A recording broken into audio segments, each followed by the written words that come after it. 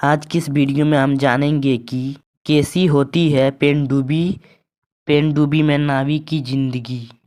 हमारे देश की सेना जमीन, जल और आकाश सभी जगह से हमारी सुरक्षा के लिए हमेशा चौकन्ना रहती है।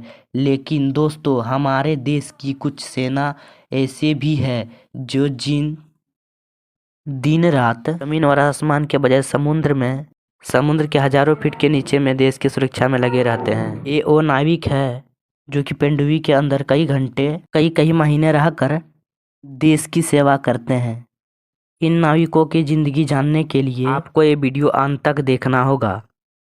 नमस्कार दोस्तों, मनीष जैन फेम्बरो पर आपका स्वागत है। चलिए वीडियो को करते हैं शुरुआत। तो मनीष जैन फेम्बरो न्यूज पर स्वागत है। दोस्तों, नौ सैनिकों पर देश की सुरक्षा की जिम्मेदारी दो लेवल्स के ऊपर होती है। एक पानी के ऊपर रहकर और दूसरा पानी के नीचे। दोस्तों, पानी के हजारों फीट नीचे देश की सुरक्षा के लिए नेवी के कुछ सैनिक पनडुब्बी या सबमरीन में तैनात किए जाता है। इस विशिष्ट सेवा के लिए सैनिकों को अलग अलग ट्रेनिंग और मेडिकल मानकों में उसके आधार पर किया जाता है। सबमरीन में तैनात नौ सैनिकों का जीवन आसान नहीं होता।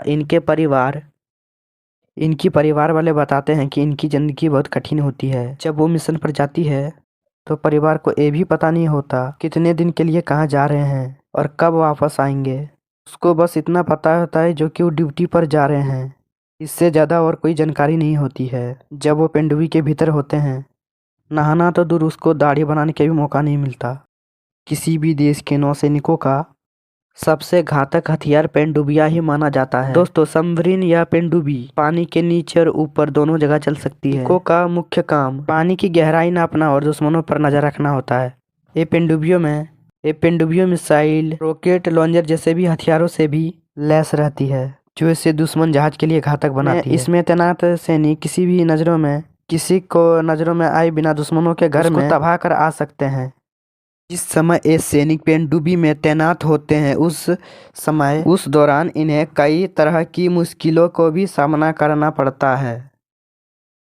किसी मिशन को अंजाम देने के लिए पनडुब्बी के साथ नौसैनिक जैसे ही समुद्र की चक्करें लगाते हैं, वैसे ही उसका बाहरी दुनिया से संपर्क टूट जाता है। ऐसे मिशन 1 महीना से लेकर के 6 महीने तक की हो सकती है। वो दौरान उनके परिवार से संपर्क नहीं होता।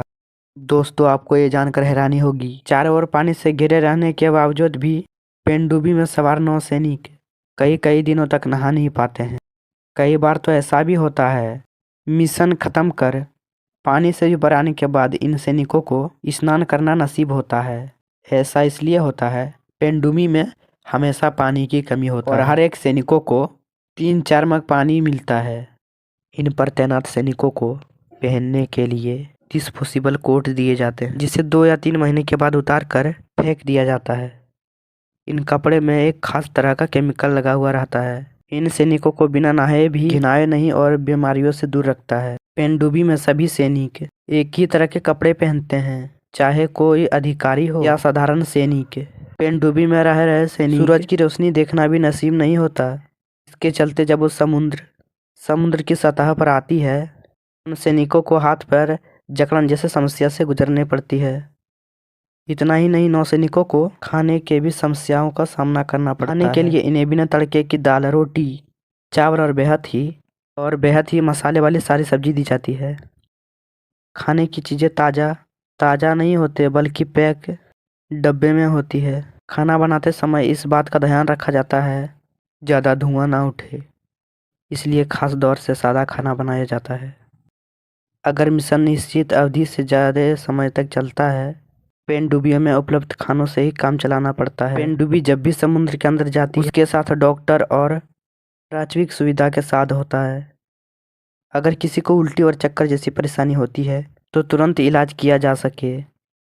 अंदर काफ़ी सारे उपकरण लगे होने के कारण सोने की जगह बेहद ही कम होती है, इसलिए पनडुब्बी में नौसैनिकों की सोने की शिफ्ट लगाई जाती है। मिशन के दौरान सैनिकों को 5 से 6 घंटा सोने की समय मिलता है।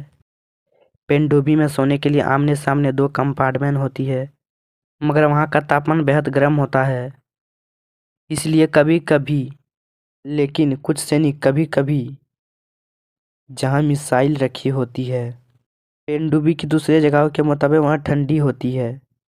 अगर हम कहें भारतीय सेना की ये औलाद दुनिया के सबसे खतरनाक नींद लेती है तो ये गलत नहीं होगा। तो दोस्तों आइए हम लोग मिल करके इस वीर जवान को जाजवा को सलाम करते हैं।